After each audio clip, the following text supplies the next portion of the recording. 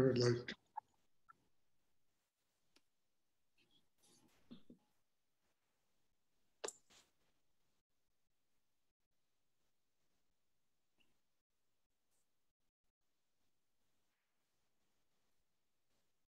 I was reading Rudy's book, and he talked about if there's a hole in the chakra, it's like having a hole in the tire of your car. Like it doesn't matter if it's a good tire, like even a small hole is like a blowout. And he referred that to the like having a hole in the in a shot any of the chakras. Can you speak to that a little bit? Well, Wendy, that's what has to really be repaired, because just about everybody has holes in their chakras. Just about everybody, the Shakti, the energy of chakras is leaking out of them because they haven't enough development inside to maintain the inner strength it takes to keep the chakra system open. So what he was talking about is a universal condition which exists in just about every human being.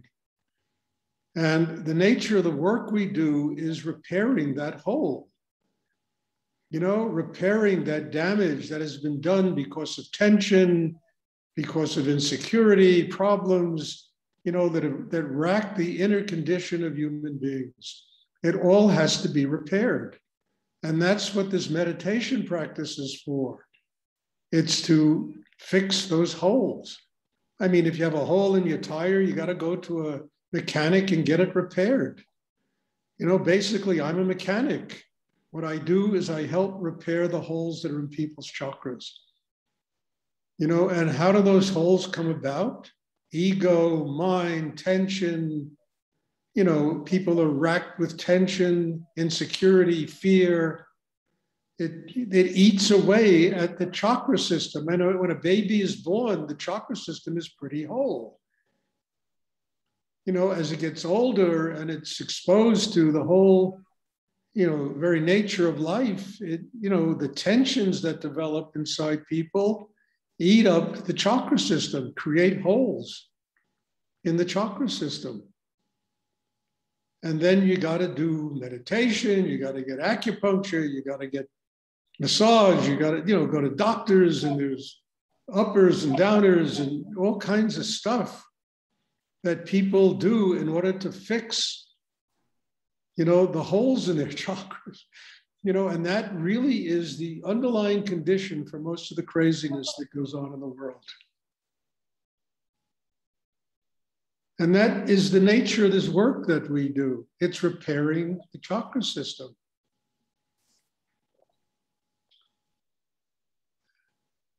And in order to repair the chakra system, you have to go deep enough inside and do something that is strong enough to develop, a system inside you that can connect with higher energy in the universe. That is the healing energy, higher energy in the universe, whatever you want to call it, God, it's the healing energy, but you've got to build a system inside that enables you to do that. Otherwise, we spend our lives with punctured chakras. And if you want to look out at the world, just turn on CNN. You will see, a world of punctured chakras. Basically, all the madness they report is just punctured chakras. That people can't function in a quiet, harmonious way because their system is just, literally been destroyed inside by tension, by mind, by ego, by being right, by having to outdo the other person,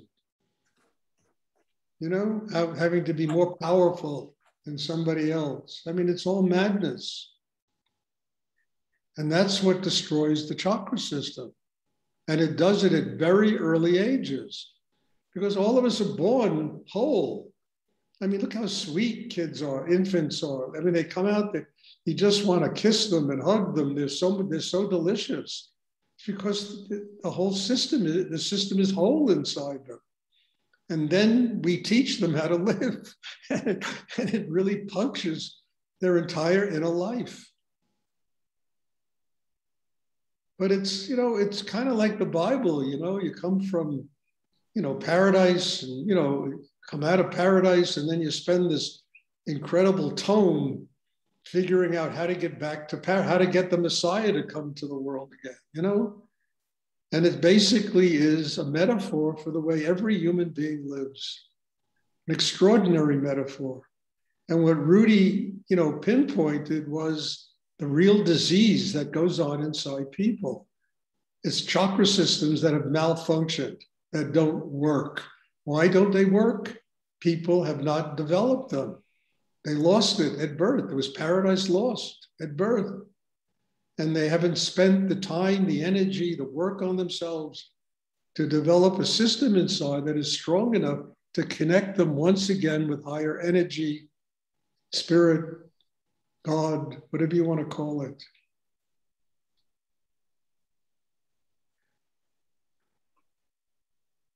I mean, if you want to define hell, it really is chakra systems that are punctured. And it creates all the craziness that goes on in the world. And then our work here, the meditation, and thank God it's not the only thing in the world that can help fix this, It's the purpose of it is to fix this problem. It's to get the tires working again. I mean, I hope that's clear, and maybe it'll give you a deeper understanding of why we do this. You have to do something. Otherwise, how do you get free of the madness that goes on in the world?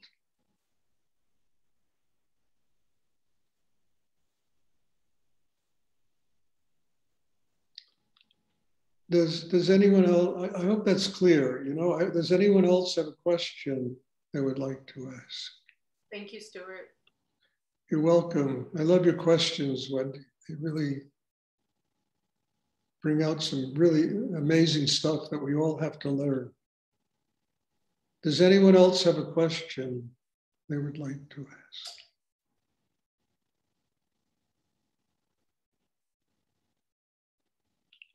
And just to finish this, every day that you take this chakra system that's punctured for granted and you don't do something about it, it just makes it more and more difficult to finally fix it. We have to work on ourselves every day. That really is the key to it. Otherwise, it's just, procrastination. We just, we think we're going to live forever, and we don't. Then we got to come back again and try to fix the chakra system again. So, taking it for granted, assuming, it does nothing but prolong that internal agony, of that lack of balance, that lack of an open heart, quiet mind, capable of using sexual energy, to activate Kundalini and allow ourselves to have a spiritual life.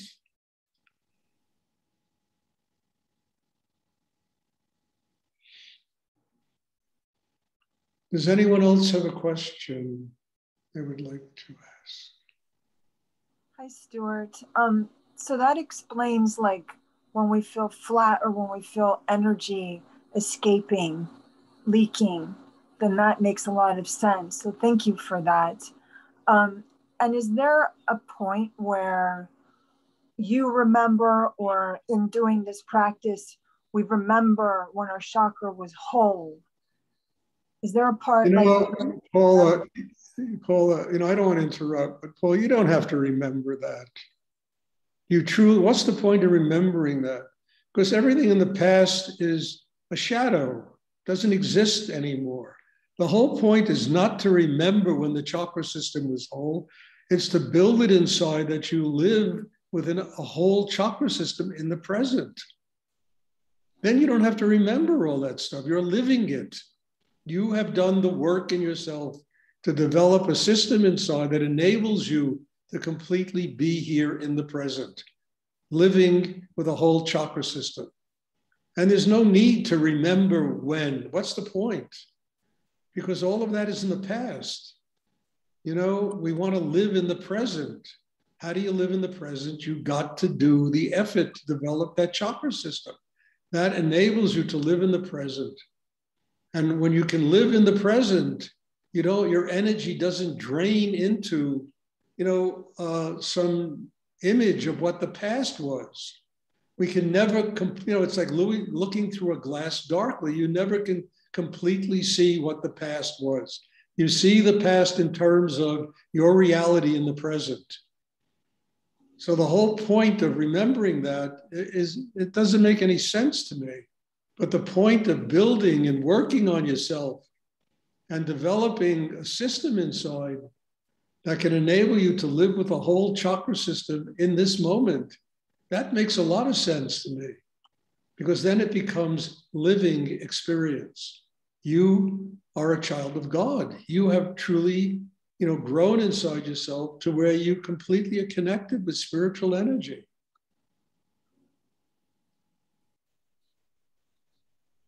And, you know, it's just something I talk about a lot. You know, the past is dead. The future hasn't come yet. The only thing we have is the present. And very few people live in the present. You know, they're guilty for what they've done in life and, you know, making themselves crazy about the mistakes they made in the past, worried about the future, what the future is going to bring. And between all of that, it's like an insane ping pong match we play with ourselves. We forget about the one thing that's real, and that's living in the present. You know, all those books, The Power of Now, Be Here Now. I mean, basically, that's what they're talking about, is learning how to build an inner life that gets you strong enough to live your life in the present. And then you don't have to remember all that stuff. You know, why clog up your mind with all of that stuff when you're a living example of God's energy manifesting on the earth? I agree. I appreciate that, Stuart. I've heard other teachers speak about remembering, so I appreciate very much your explanation. Well, sometimes other teach, I don't know. I don't know what they teach. I just know it comes through me, you know, and I've always believed what other people teach, they teach.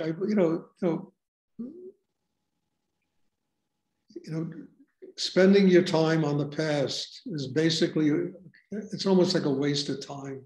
Building a life to live in the moment. You know, because honestly, I always believe, how do we see the past based upon the way we live our life in this moment?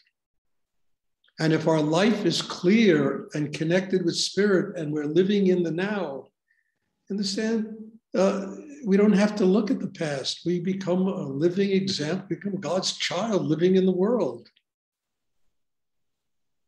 So I don't know what other teachers teach. And I've had enough teachers in my life to understand the profundity of being in the moment.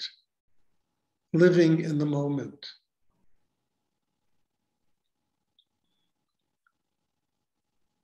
And, you know, what other teachers teach work for you and memories of the past help you. I'm not saying you shouldn't do that, but the whole goal of that is to get strong enough so that you can live your life in the moment, in the now.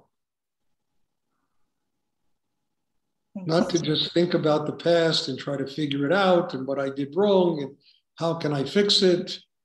You know, you can fix it by building a chakra system that's strong enough to detach yourself from all of that.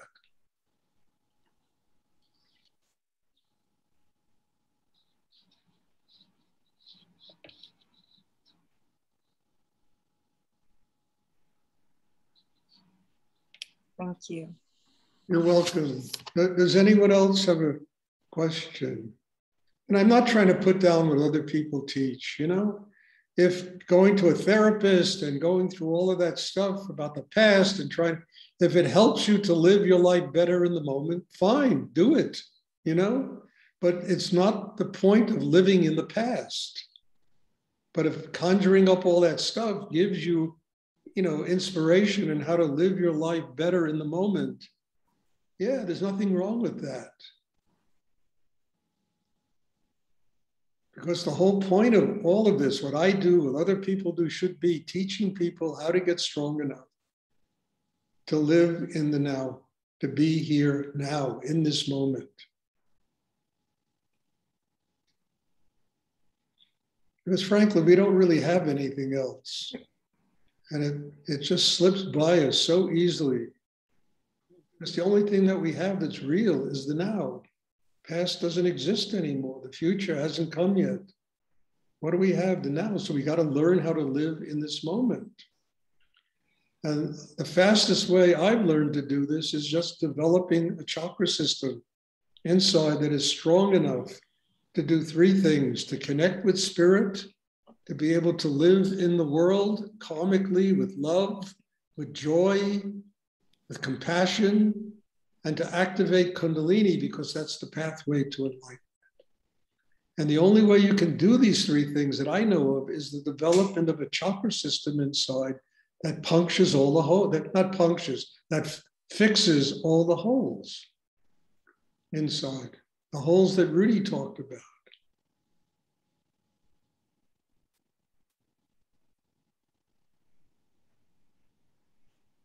And we have all the tools to do this. You understand? We have minds, we have breath, we have chakras, we have will, we have needs.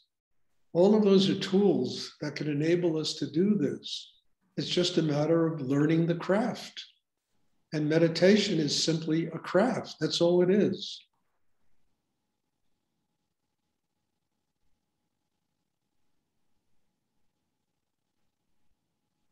Does anyone else have a question they would like to ask?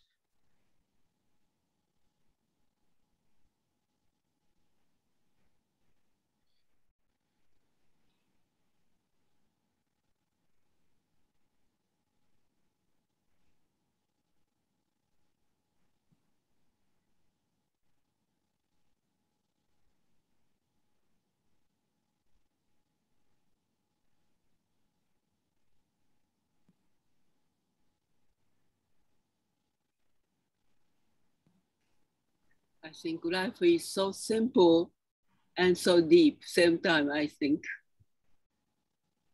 You have to repeat that, Atsuko. I didn't understand. Yeah, I thought as you say that life is very simple and so deep, so mysterious and amazing. Thank you so much. I really appreciate that. You're welcome, dear. You're welcome. Atsuko, the first time I met you, I saw you entertaining. I knew that you were like a spiritual sister to me. I knew it then. I knew someday this was going to come together. I knew it. First time I saw you entertain. Thank you. So bless you, and bless you for being here. Bless you. Does anyone else have a question they would like to ask?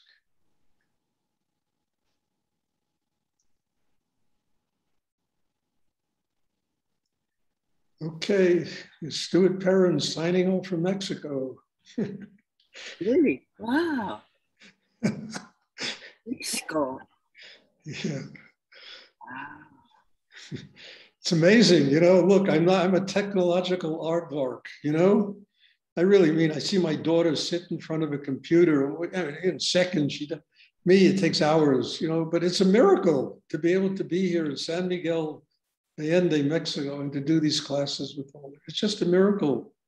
This is a gift of God, and I'm so grateful that this exists and that one can do this and have classes no matter where one is. All you need is Wi-Fi, and the classes can exist anywhere in the world.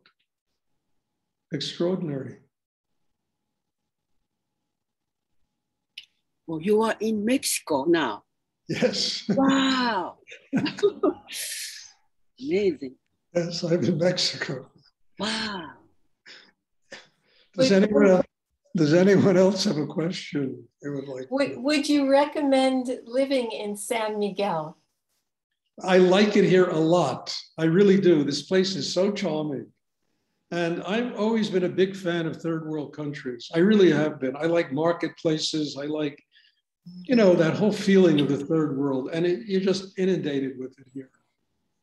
And I like it a lot. I don't know if I'm going to live here. I have a beautiful house here. I'll show you. Look at this place. I don't know if you can see it. But just look at this place. Oh, It's my unbelievable, God. you know, gardens, and there's an upstairs with terraces. You know, it costs me less money than it does to live in where I live in Connecticut, to have a house like this. It's beautiful. I don't know if I'm going to live here, but I'm enjoying it now. I really am thoroughly enjoying it. Wonderful. Thank you. And if I do decide to come and stay, you know, people, you know, Airbnbs are very inexpensive here. You know, and, you know, people can come for a week and do meditation and have in-person classes. That's wherever I live, you know, whether it's here, whether, I don't know where, you know, but I mean, there are places I'd like to live, but I can't, you know, Marrakesh, south of France, you know, Bombay, Mumbai, maybe, no, that's a little too much. But, you know, but this is a charming place here. It's really nice. Thank you. Does anyone else have a question they would like to ask? Stuart? Yes.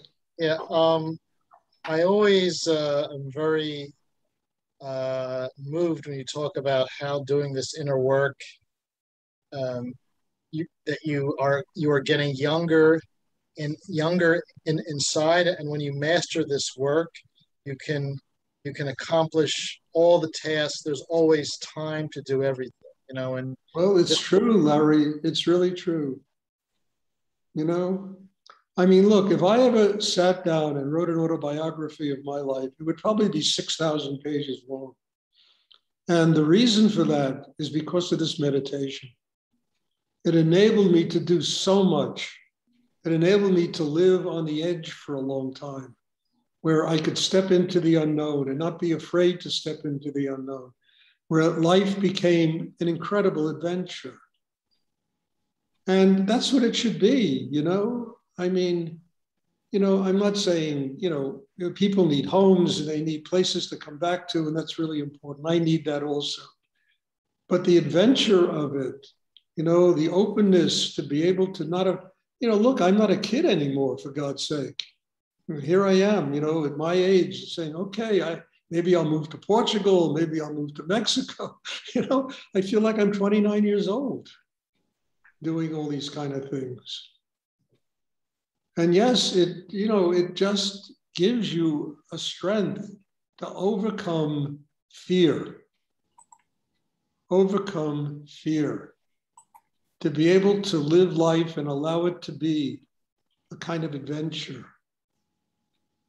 And the greatest adventure of all, honestly, is connecting with God. I mean, that's the ultimate unknown. And in order to have a spiritual life, we have to build an inner life that is strong enough to do this. So, you know, the journey of karma, the journey to God, opening the doors that lead on that path, you know, it's all part of that adventure of life.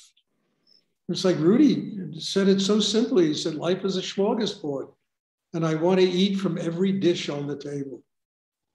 I don't want there to be anything here I have to come back for. And that's the kind of thing that scares the hell out of most people.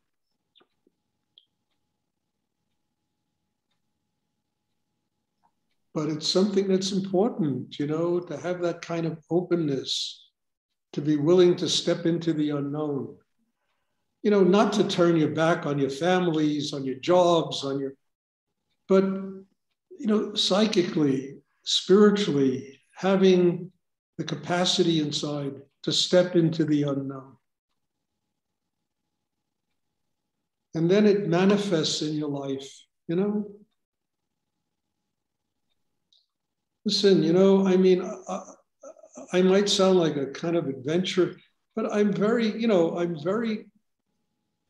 look, my daughter asked me to spend a year with her. And I said, okay, I will go and I will support you. And it about a year and a half now, and she's literally, the love I have for her, the support I'm willing to give her financially and otherwise, has helped her put her life together on an amazing level. So it's not doing this promiscuously, you know?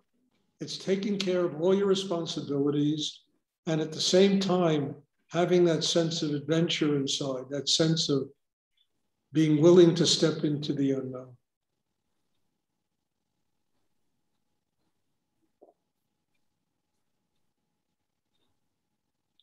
And it all works together, but you can't turn your back on your responsibilities.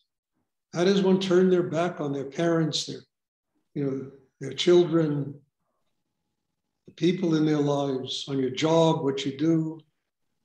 But it's that growing, that living in the now, that presence that enables you to transform whatever you do into something that's miraculous. It's all sacred.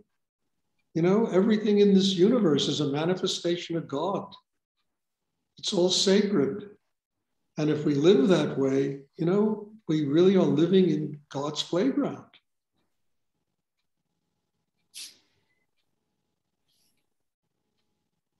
So what I talk about is not a promiscuous thing. It's an extension of reality, being able to step out of the confines and at the same time take care of all your responsibilities.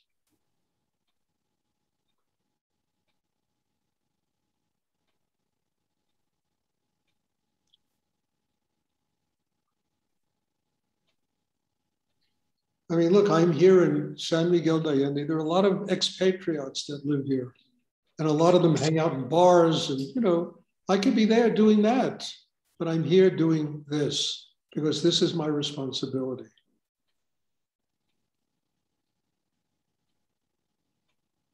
My responsibility is to God, to Spirit, to trying to help people grow in their lives, help people open deeply inside to build their own spiritual lives.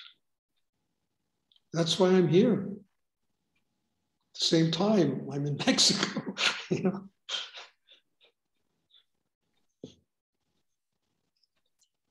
Does anyone else have a question they would like to ask? I have another question that came up based on what you were just talking about, Stuart. Yes. Caring for the people in your life. What could you say to speak to caring for a loved one who isn't necessarily doing work? Let's say they're in a state of a lot of suffering that's apparent. You know, just speaking to actually helping someone, if possible, that isn't. Well, the only thing I can answer to that is that person could make you grow enormously in yourself. To love them unconditionally and to just let them be and love them. Learn how to get big enough that you can love that person, you know, and love them unconditionally. You will have to get so big inside, it'll do incredible, you know, things to help you in your spiritual development. You know, look, you know how many people I've had in my life? Thousands and thousands and thousands of people. And every person that comes in my life, there's a place in my heart for them. And I will do whatever is possible I can, as long as they're willing to do something for themselves. You know, I will do whatever I can to help them to grow. When it came to my mother, she didn't have to do spiritual practice. She was my mother. God bless her, you know? And my work was to love her unconditionally. The same way with my daughter, love her unconditionally. So it's you that grows. And then I've had students in my life that honestly, that were a royal pain in the ass. And I said, okay, I would allow these people to be around me because I wanted to learn how to love them unconditionally. I mean, those people were enormous pieces in the puzzle of my growth. Being able to do that, learning how to do that.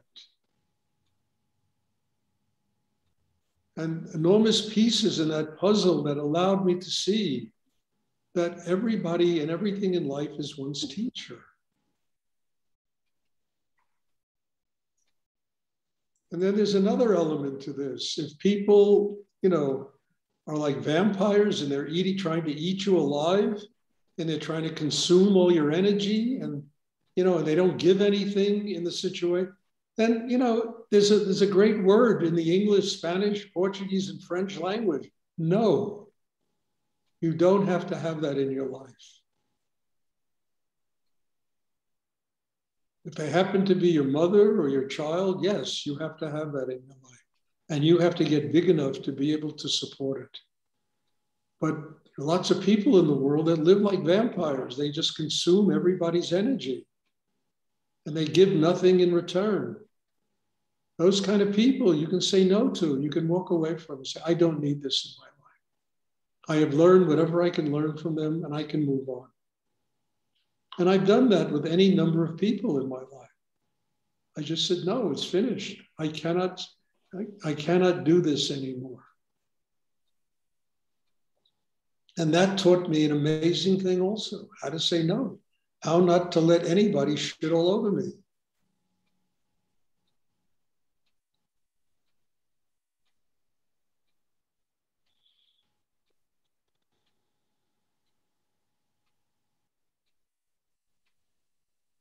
And just to get back, to finish this, you know, look, as you develop a chakra system inside, it gives you consciousness and the ability to make these kind of choices.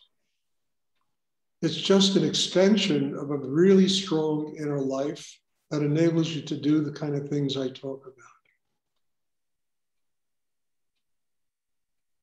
And then you do them with ease, with grace, with, you know, not with anger, with, you know, screaming and yelling at people, you know.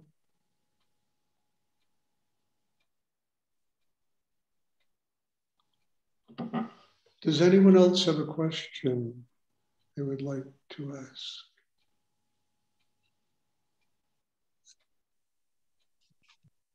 Okay, if there are no more questions, there will be meditation tomorrow evening, same time.